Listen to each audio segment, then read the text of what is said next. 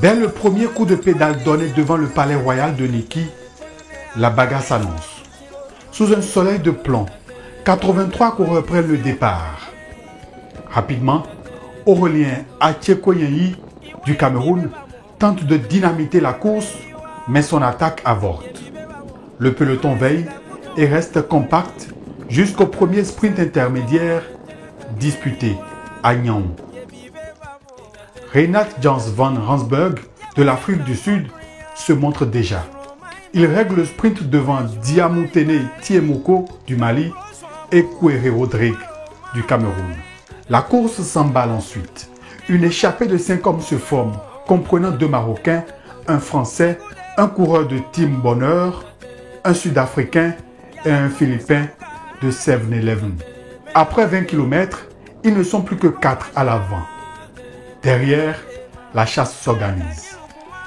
Kouéré Rodrigue et Yameogo Sartuné du Burkina Faso effectuent la jonction. Le groupe de tête, désormais à 8 unités, franchit en tête la ville de Ndali. À 30 km de l'arrivée, Sabahi El Houssaïn du Maroc rafle le second sprint intermédiaire. Le peloton, loin d'abdiquer, reste groupé. Nouvelle offensive à 20 km du but. 9 hommes sautent en contre-attaque.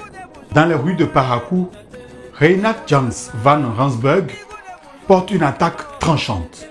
Le Sud-Africain dépose ses adversaires et file seul vers la victoire. Il franchit la ligne d'arrivée bras levés devant le palais de la cité Kobourou après 2h27 minutes de course. Son écart de 19 secondes sur Marouk Kamal du Maroc est confirmé par la photo finish. Oui, c'est l'objectif, mais il y a encore un long chemin à faire. Nous allons nous y mettre. L'équipe a la moitié de son effectif qui participe pour la première fois au Tour. Peu d'expérience, mais nous sommes une équipe solide. Attaque, échappée, sprint. Cette première étape longue de 101 km offre un festival de cyclisme offensif. Prochain rendez-vous ce mardi 29 avril.